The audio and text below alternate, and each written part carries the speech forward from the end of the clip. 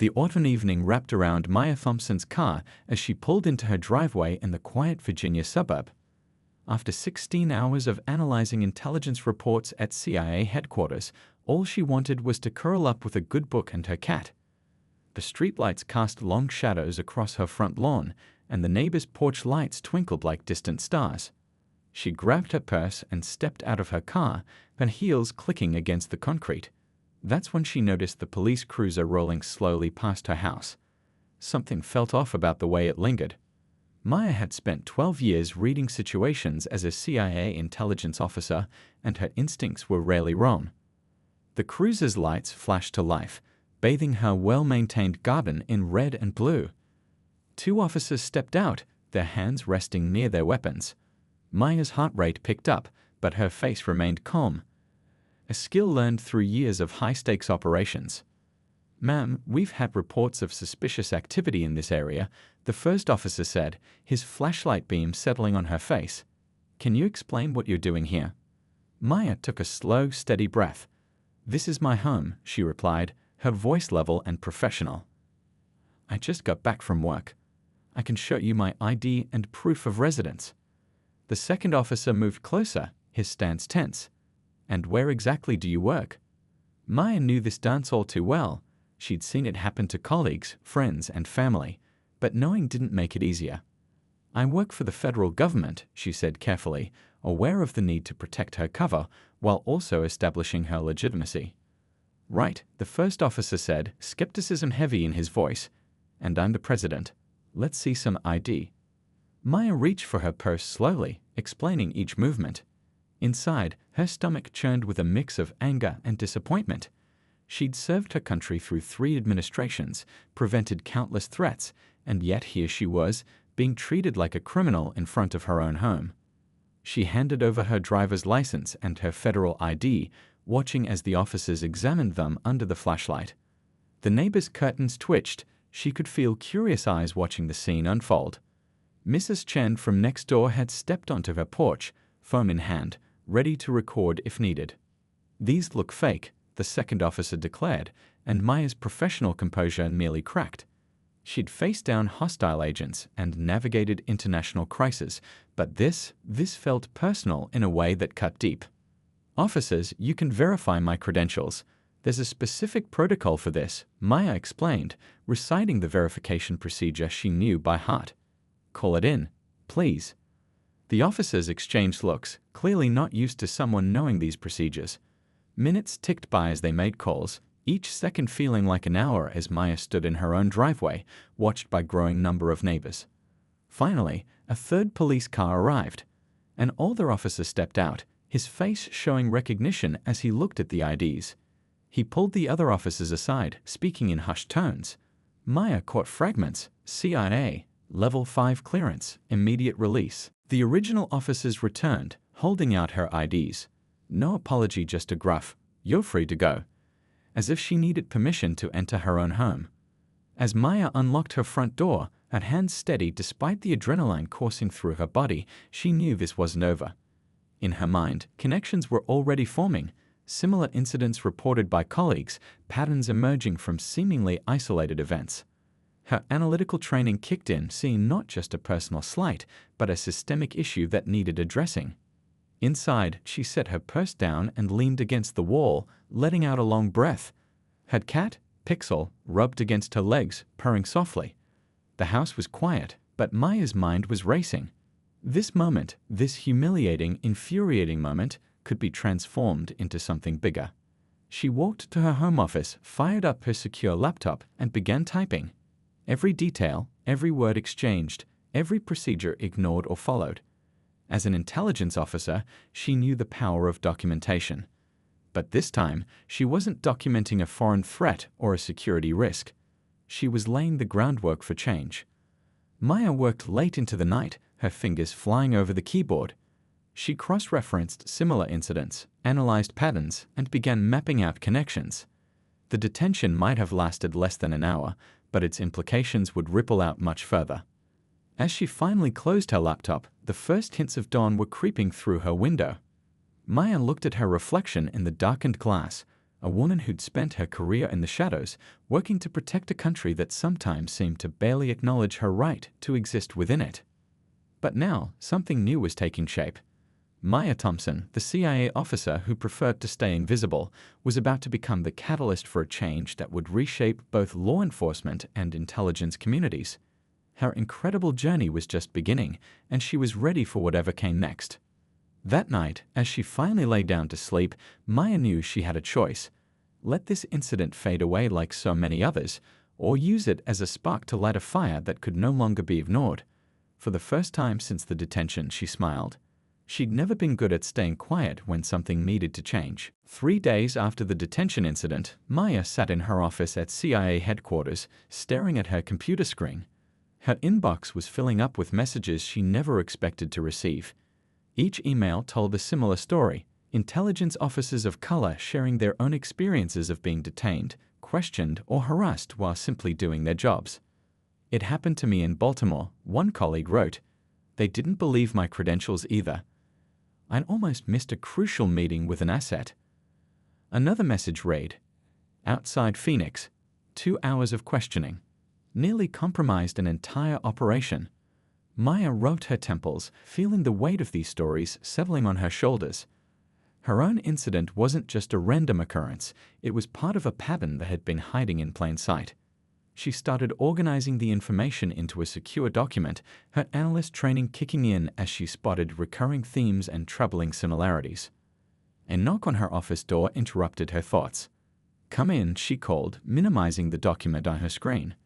Her supervisor, Director Chen, stepped in and closed the door quietly behind him. His face carried the concerned look of someone about to have a difficult conversation. "Maya, we need to talk about what happened the other night." She straightened in her chair, professional mask firmly in place. "Yes, sir.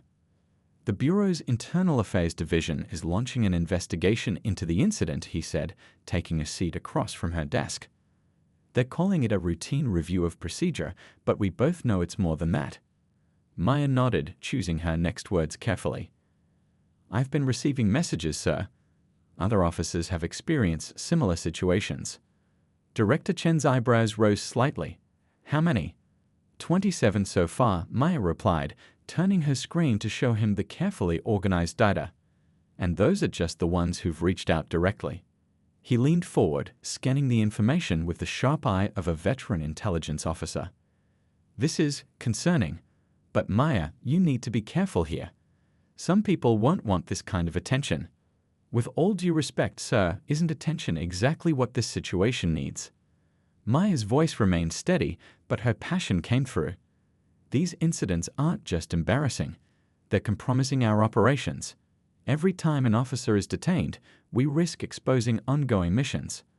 Director Chen sat back, his expression thoughtful. "You're right, but there's a right way to handle this. Internal Affairs will want to interview you next week." Maya felt a familiar spark, the same one she got when piecing together crucial intelligence. "Sir, I'd like to prepare a formal report. Not just about my incident, but about the pattern.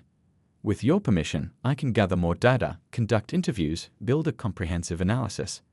He studied her for a long moment. "You know this could affect your career trajectory. Some people won't appreciate you rocking the boat." "I understand, sir. But if we don't address this now, it's only going to get worse." After what felt like an eternity, Director Chen nodded. "All right, but keep it quiet for now. And Maya? Watch your back. Not everyone will be happy about this investigation." As he left her office, Maya turned back to her computer. She began creating a secure network drive, setting up encrypted channels for other officers to share their stories safely. Her fingers flew across the keyboard as she designed a database to track incidents, patterns, and outcomes. That evening, as the office emptied out, Maya stayed late, poring over personnel reports and security protocols. The wall behind her desk became a map of connections, red strings linking similar incidents, yellow notes marking procedural failures, blue tabs highlighting potential solutions. Her phone buzzed with a text from her mother. "You okay, baby? Heard you're stirring things up at work." Maya smiled, typing back, "I'm good, Mom. Just doing what needs to be done." As she drove home that night, Maya noticed she was paying extra attention to her surroundings, checking her rearview mirror more often than usual. The weight of what she was undertaking settled over her like a heavy cloak. This wasn't just about one night in her driveway anymore, it was about changing an entire system. Back home, Maya made herself a cup of tea and sat at her kitchen table, surrounded by printouts and notes. Pixel curled up in her lap as she reviewed testimony after testimony. Some officers had kept quiet for years, afraid of retaliation or being labeled as troublemakers. Others had filed complaints that disappeared into administrative black holes. As midnight approached, Maya opened a new document and began typing Internal Investigation Report, pattern analysis of law enforcement interactions with intelligence officers of color. The title felt formal, bureaucratic even, but the stories she would tell within it were deeply human, deeply personal. She worked through the night, fueled by determination and coffee. This report wouldn't just be about statistics and incidents, it would be about people. About dedicated officers serving their country while facing obstacles their colleagues never had to consider. About the real cost of bias in a field where trust and quick decision-making could mean the difference between success and failure. As the first light of dawn crept through her kitchen window, Maya saved her work and stretched. Tomorrow, she would begin the official interviews, gathering statements and evidence. But for now, she allowed herself a moment of quiet reflection. This investigation would change things, maybe not overnight, but gradually, inevitably. And Maya Thompson, the CIA officer who'd once preferred to stay in the background, would make sure of it. The system needed to change, and sometimes change had to start with one person willing to stand up and say, enough. Maya's secure phone buzzed at exactly 3 p.m. The message was simple: coffee shop on Pine Street, 4 p.m. Order a green tea latte. She smiled slightly. Intelligence officers never quite lost their taste for subtle signals and coded meetings. The small coffee shop was busy enough to provide cover, but quiet enough for conversation. Maya ordered her green tea latte and settled into a corner table, her back to the wall, eyes casually scanning the room. Old habits die hard. A woman in a navy blazer approached, carrying the same drink. Is this seat taken? The question was casual, but her eyes held the sharp awareness Maya recognized in fellow intelligence officers. Please join me, Maya replied, gesturing to the empty chair. I'm guessing you're not here for the tea. The woman, who introduced herself as Agent Kim, pulled out a thin folder. I heard about what you're doing, the investigation into the detentions. She glanced around before continuing. There's something bigger going on. We've been keeping track, off the books. Over the next hour, Agent Kim shared details that made Maya's analyst mind race. A loose network of intelligence officers had been documenting similar incidents for years, passing information through secure channels, warning each other about problematic precincts, sharing strategies for handling confrontations. We call ourselves the Shadow Network, Agent Kim explained, her voice barely above a whisper. Not very creative, I know, but it gets the job done. We've got members from every agency, CIA, FBI, NSA, even some military intelligence officers. Maya leaned forward, intrigued. How many? Over 200 now. All officers of color who've either experienced discrimination or want to prevent it. We share information, support each other, keep track of incidents. But we need someone like you, someone willing to take this public, make it official. Back at home that evening, Maya paced her living room, mind working overtime. The Shadow Network was exactly what she needed, proof that this wasn't just a series of isolated incidents, but a systemic problem that officers had been dealing with for years. Her secure laptop pinged with an incoming message. An encrypted link led her to a hidden forum where members of the network shared their stories. Maya spent hours reading through them, her heart heavy, but her resolve strengthening with each account. One officer described being held at gunpoint outside his own office building.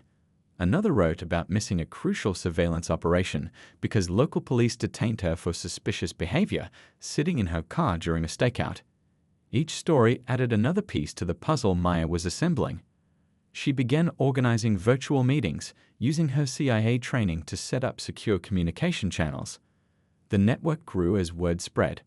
Officers who had stayed quiet for years finally found a safe space to share their experiences.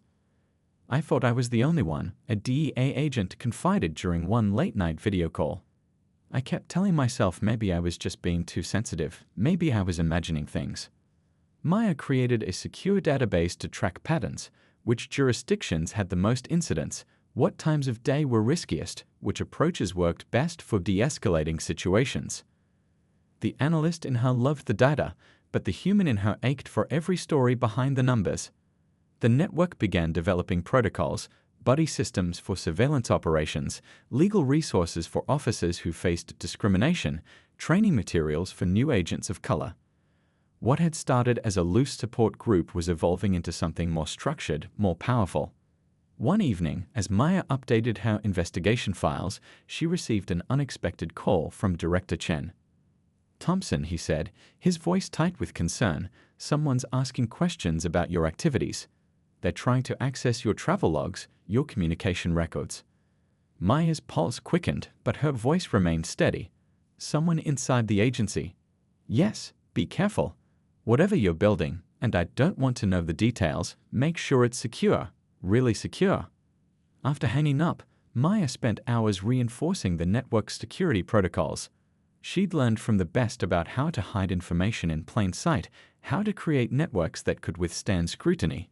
Now those skills were being put to a very different use than intended. The network continued to grow, evolving beyond just sharing stories.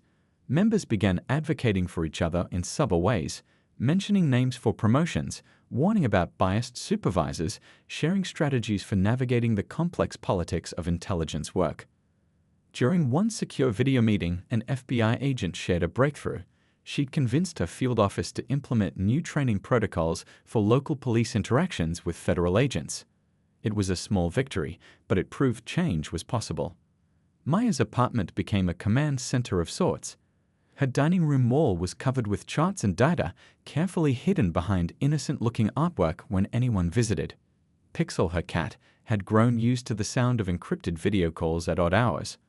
Late one night, as she reviewed new member applications for the network, Maya found herself smiling.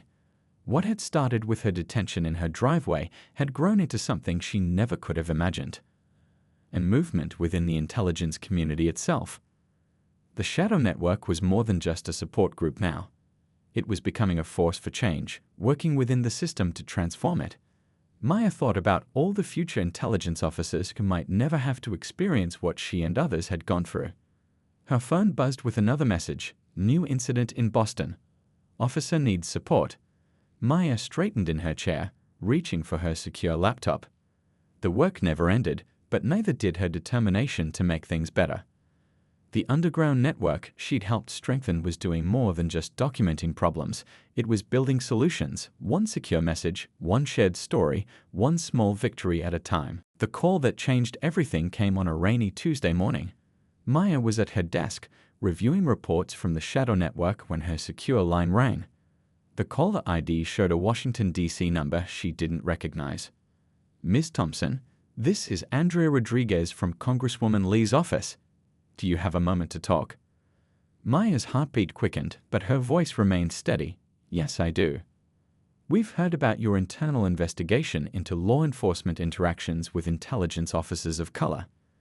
The Congresswoman is very interested in your findings." Later that day, Maya sat in a quiet cafe 3 blocks from the Capitol, across from Andrea, a sharp-eyed congressional aide who'd spent 5 years working on intelligence oversight. The rain tapped against the windows as they talked, providing natural cover for their conversation. "The Intelligence Committee has been hearing whispers," Andrea explained, stirring her coffee. "Incidents here and there, but nothing concrete. Your investigation could change that." Maya studied the aide carefully. "This is sensitive information. A lot of officers have trusted me with their stories." Andrea nodded. "We understand. We're not asking for names or operational details. We need patterns, statistics, evidence of systemic issues. The committee can't act on rumors." That evening, Maya called an emergency meeting of the Shadow Network's core members. Through encrypted video links, they debated the risks and benefits of congressional involvement. "This could expose everything we've built," one NSA officer worried. "Or it could be our chance to make real change," countered an FBI agent. "We can't keep hiding in the shadows forever." Maya listened to all sides, weighing each perspective. Finally, she spoke. What if we do this carefully? Share the data but protect the individuals. Use our intelligence training to tell the story without compromising our people. Over the next 2 weeks, Maya barely left her apartment except for work.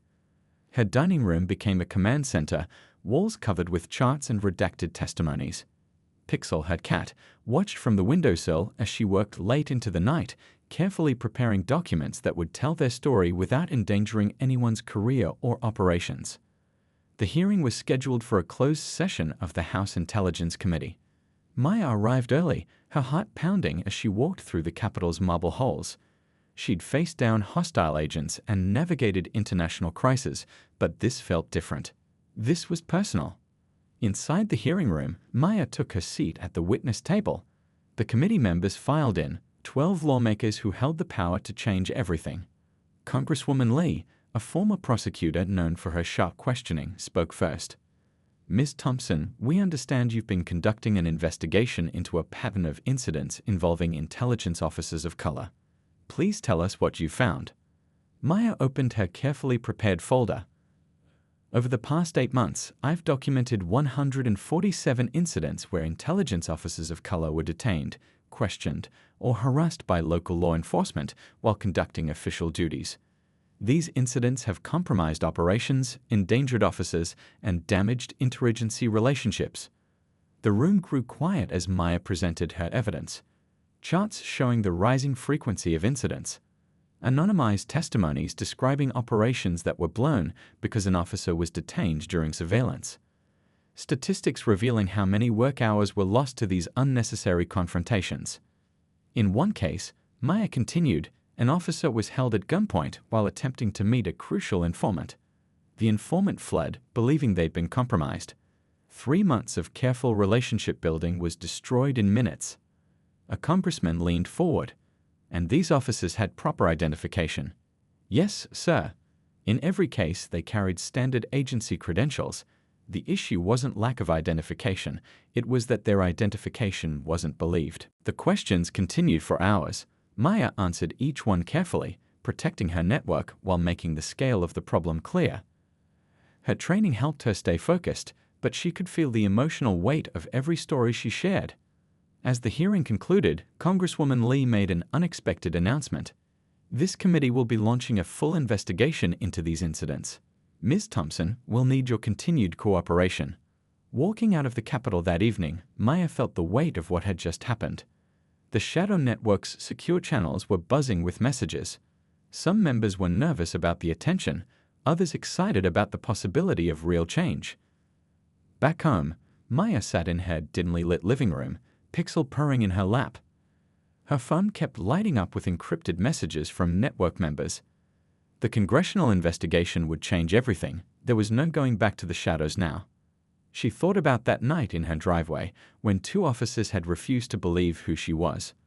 That moment of helplessness had led to all of this, a movement within the intelligence community, and now, possibly, real institutional change. Her secure laptop pinged with a new message from Director Chen. You did good today, Thompson, but watch your back. Some people aren't happy about this attention. Maya stroked Pixel's fur, thinking about the path ahead. The congressional investigation would bring scrutiny, resistance, maybe even danger. But as she looked at the wall of evidence she'd gathered, the stories of officers who'd trusted her with their experiences, she knew there was no other choice. The truth needed to come out, and Maya Thompson was ready to face whatever came next. This wasn't just about her anymore. It was about every intelligence officer who'd ever been made to feel less than because of the color of their skin. The journey that had started in her driveway was about to enter its most challenging phase yet. 3 months after the congressional hearing, Maya sat in a conference room at FBI headquarters, surrounded by faces she only seen in classified files. Agency directors, police chiefs, and intelligence community leaders filled the room, their attention focused on the presentation screen. The numbers don't lie, Maya stated, clicking to the next slide. In the past year alone, we've lost over 2,000 operational hours to wrongful detentions. That's not just time, that's compromised missions, blown covers, and wasted resources. The room was quiet as she continued through her presentation. The The reform initiative she designed wasn't just about preventing discrimination, it was about making intelligence operations more effective. Maya had learned early on that the best way to create change was to show how it benefited everyone. Our proposed reforms include joint training programs, updated identification protocols, and direct communication channels between agencies, she explained. But most importantly, we need to change the culture. A police chief from Chicago raised his hand. This all sounds good on paper, Ms. Thompson, but how do we implement it without compromising security protocols? Maya had been waiting for this question. She pulled up a new slide showing a pilot program she developed with the Shadow Network. Let me show you how it's already working in 3 cities. The presentation lasted 2 hours, but the real work began in the conversations that followed. Maya moved through the room, addressing concerns, building bridges, and most importantly, listening. Her years of intelligence work had taught her that sometimes the most important information came from casual conversations. Back at her office that evening, Maya reviewed the notes from the meeting. Her phone buzzed with a message from Agent Kim. How did it go? Better than expected, Maya typed back. But we've got a long way to go. The next few weeks became a blur of meetings, presentations, and late-night strategy sessions. Maya traveled across the country, speaking to police departments and intelligence officers, sharing sanitized versions of the stories she'd collected. Each presentation, each conversation helped build momentum for change. One rainy afternoon, she found herself in Detroit, standing before a room full of police officers. The tension was palpable. These were the people her initiative would directly affect. I'm not here to point fingers, she began, her voice calm but firm. I'm here because we all want the same thing, to do our jobs effectively and safely. Let me tell you about a situation that could have gone very differently. She shared the story of a counter-terrorism operation that nearly failed because an undercover officer was detained during crucial surveillance.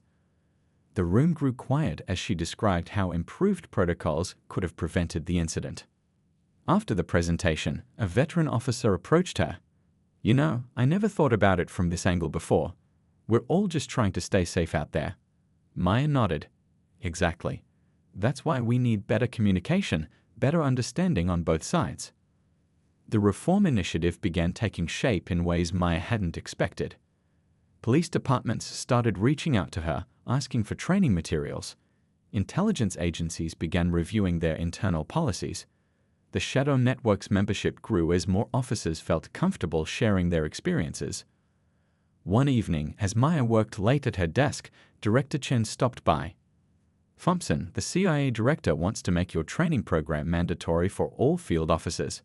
Both sides of it, how to handle being detained and how to prevent unnecessary detentions. Maya looked up from her computer, surprised. Really? That's unexpected. He smiled slightly. Don't look so shocked. Good ideas have a way of catching on.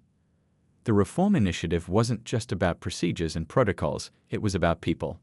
Maya made sure every training session included face-to-face conversations between intelligence officers and law enforcement. Breaking down barriers meant letting people see each other as human beings, not just badges or uniforms. During one such session in Philadelphia, an intelligence officer shared his experience of being detained while tracking a potential security threat. The police officers in the room listened intently, many of them nodding as they recognized how easily misunderstandings could occur. The problem isn't that we don't trust each other, one officer said during the discussion. It's that we don't know each other. Maya took that insight back to her team. They began organizing joint training exercises, social events, and community outreach programs. The walls between agencies began to crack, letting in light and understanding. Late one night, as Maya updated her progress reports, she received an email from a young intelligence officer in Los Angeles. Your reforms saved me today. Local PD stopped me during surveillance, but the new protocols worked. They verified my credentials immediately. No blown cover, no compromised operation. Thank you. Maya sat back in her chair, feeling the weight of what they were accomplishing. The reform initiative wasn't just changing policies, it was changing lives, one interaction at a time. Her phone buzzed with another message from the Shadow Network. Dallas PD just adopted the full training program.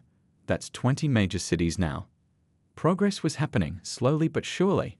Maya thought about that night in her driveway, how it had felt to be powerless and unheard. Now she was helping ensure that future officers wouldn't have to feel that way. The Reform Initiative was more than just a program, it was becoming a movement. As Maya gathered her things to head home, she smiled, thinking about all the officers who would benefit from these changes. The journey wasn't over, but for the first time, she could see the path clearly ahead. Maya stared at her computer screen, reading the email for the third time. It was from British intelligence, requesting a meeting to discuss her reform initiative. Similar messages had arrived from Canada, Australia, and France over the past week. What had started as a personal mission was now crossing international borders. "I never expected this," she told Director Chen during their morning briefing. "How did they even hear about our work?" He smiled knowingly. "Good ideas travel fast in our world. Apparently, your reforms are getting attention in all the right places." A week later, Maya found herself in a wood-paneled conference room in London, facing intelligence officers from 6 different countries. The rain tapped against the windows as she shared her presentation, now translated into multiple languages. "The problems we faced aren't unique to America," she explained, showing charts and data from her investigation. "Discrimination and mistrust affect intelligence operations worldwide. But so can solutions." A French intelligence officer raised her hand. "We've had similar incidents in Paris. Our officers of color face extra scrutiny from local police, especially in sensitive areas. How did you convince leadership to take action?" Maya clicked to her next slide. "By showing them the cost, not just in human terms, but in operational effectiveness. Every time an officer is wrongfully detained, we risk compromising vital intelligence work." The international meetings continued over the next month. Maya traveled to Toronto, Sydney, and Berlin, each city adding new perspectives to her initiative. She learned that while the specific challenges varied by country, the core issues remained the same. In a cafe overlooking the Seine in Paris, an intelligence officer shared her story. "Last year, I was tracking a potential security threat. Local police detained me for 3 hours despite my credentials. The suspect slipped away. When I read about your work, I knew we needed something similar here." Back in her hotel room that evening, Maya video called her mother. "How's my globe-trotting daughter?" Her mom asked, smiling proudly. "Tired," Maya admitted. "But good, really good. Mom, remember when you used to tell me that sometimes the hardest moments in our lives lead to the most important changes?" "I do. And look at you now, turning that terrible night into something that's helping people around the world." The shadow network had gone international too. Officers from different countries began sharing their experiences, creating a global support system. Maya helped them set up secure communication channels, using her CIA expertise to ensure their safety. During a conference in Geneva, Maya watched as intelligence officers from 15 countries worked together, sharing stories and strategies. The sight of them collaborating, breaking down barriers that had existed for decades, made all the long hours and difficult conversations worth it. "We're creating something unprecedented," a British officer told her during a coffee break. "A global network of intelligence officers working to make our agencies more inclusive and effective." The initiative's success caught the attention of international media. Maya carefully managed the publicity, ensuring operational security while letting the world know that change was possible. She gave interviews to trusted journalists, always focusing on the systemic improvements rather than individual stories. One evening, as she walked along the Thames with Agent Kim, who had flown in for the London conference, they discussed how far things had come. "Did you ever imagine, that night in your driveway, that you'd end up here?" Agent Kim asked. Maya shook her head. "Never. I just knew I couldn't let it happen to anyone else if I could help it." The international phase of the initiative brought new challenges. Each country had its own laws, protocols, and cultural considerations. Maya worked with local teams to adapt the reforms while maintaining their core principles. In Tokyo, she met with Japanese intelligence officials who were dealing with similar issues. Through a translator, they shared stories of officers facing discrimination during crucial operations. Maya helped them develop training programs that respected Japanese cultural norms while addressing the underlying problems. Back in Washington, Maya's office walls now displayed maps marking the countries implementing her reforms. Each pin represented not just a location, but countless officers whose lives would be improved by these changes. During a late-night video call with Australian intelligence officers, Maya heard a success story that made her smile. They had used her protocols to prevent a wrongful detention that could have compromised a major operation. The local police recognized our new identification markers immediately. The officer reported, "No delays, no suspicion, just professional cooperation. Your system works." As Maya prepared for her next international presentation, she reflected on how her personal experience had sparked a global movement. The reform initiative wasn't just changing policies, it was changing mindsets across continents. Her phone buzzed with a message from Director Chen. UN Security Council wants a briefing on the initiative next month. Ready to take this to the next level? Maya looked out her office window at the setting sun. The world of intelligence work was changing, becoming more inclusive, more effective, and it all started because she refused to stay quiet about one night in her driveway. "Ready," she typed back, already planning how to bring her message of reform to an even larger stage. The international implications of her work were still unfolding, and Maya Thompson was ready to lead the way forward. 1 year after that fateful night in her driveway, Maya stood at a podium in the Department of Justice's main conference room. The audience before her included police chiefs, intelligence directors, and government officials from across the country. The room hummed with anticipation as she prepared to announce the official implementation of what was now known as the Thompson Protocol. "A year ago, I was detained outside my own home," Maya began, her voice steady and clear. "Today, we're making sure that never happens to another intelligence officer again. But this isn't just about preventing wrongful detentions, it's about building trust between law enforcement and intelligence communities." The Thompson Protocol wasn't just a set of rules, it was a complete overhaul of how law enforcement and intelligence agencies work together. Maya clicked through her presentation, showing the real-world results from the pilot programs. In cities where we've implemented these changes, we've seen a 95% reduction in wrongful detentions of intelligence officers. More importantly, we've seen a 70% increase in successful joint operations between local law enforcement and federal agencies. From the back of the room, Maya spotted Director Chen nodding approvingly. He'd been one of her strongest supporters, even when others thought her ideas were too ambitious.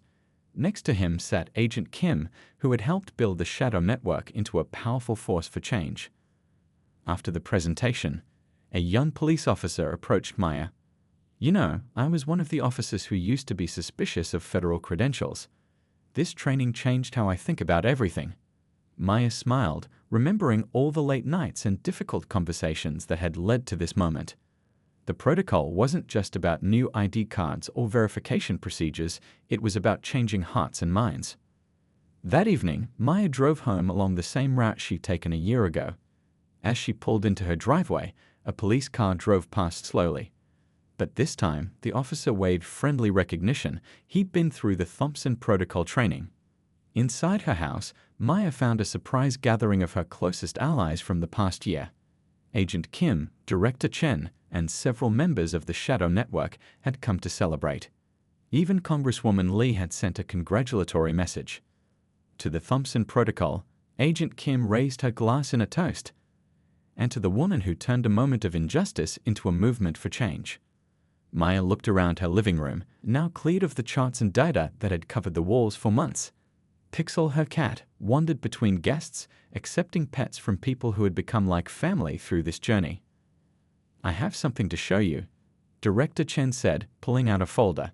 Inside was a preliminary report from the first month of the protocol's implementation. The statistics were impressive: improved cooperation between agencies, faster response times, and not a single wrongful detention reported. But it was the personal stories that meant the most to Maya. Officers sharing how they could now focus on their missions without fear of harassment. Police departments reporting better relationships with federal agencies. Trust being built, one interaction at a time. The Shadow Network had evolved too. What started as a support group was now an official advisory committee helping agencies implement the protocol and maintain its standards. They'd created a training program that was being adopted by police academies across the country. Late that night, after the guests had gone, Maya sat in her garden with her mother, who had flown in for the ceremony. The same garden where she'd been questioned by police officers a year ago. "I'm so proud of you, baby," her mother said, squeezing her hand. "You didn't just fight for yourself, you fought for everyone who comes after you." Maya thought about all the future intelligence officers who would never know what it felt like to be doubted because of their skin color. The protocol wasn't just about preventing incidents, it was about creating a new normal. Her phone buzzed with messages from around the world. The protocol was being adapted for use in other countries, each version tailored to local needs, while maintaining the core principles of respect and cooperation. "Remember when you used to hide in the background?" Director Chen had asked earlier that day. "Now you're changing how the entire intelligence community works." Maya smiled, remembering her former preference for staying in the shadows. Sometimes the best way to create change was to step into the light. The next morning, Maya drove to CIA headquarters, passing through security with her new protocol standard ID. The guard smiled in recognition. He'd been through the training too. As she walked to her office, she passed a classroom where new officers were learning the protocol procedures. On her desk, she found a stack of reports from agencies implementing the new system. Success stories, suggestions for improvements, and most importantly, stories of officers who could now do their jobs without fear of discrimination. Maya opened her laptop and began typing her next report.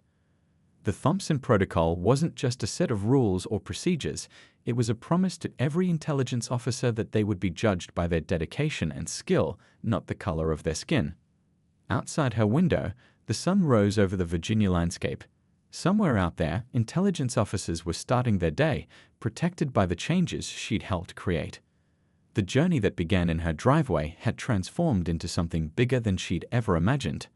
And Maya Thompson, the CIA officer who'd once preferred to stay invisible, had become a symbol of how one person's courage could change an entire system. The work wasn't over. Change never really is, but the path forward was clearer than ever before.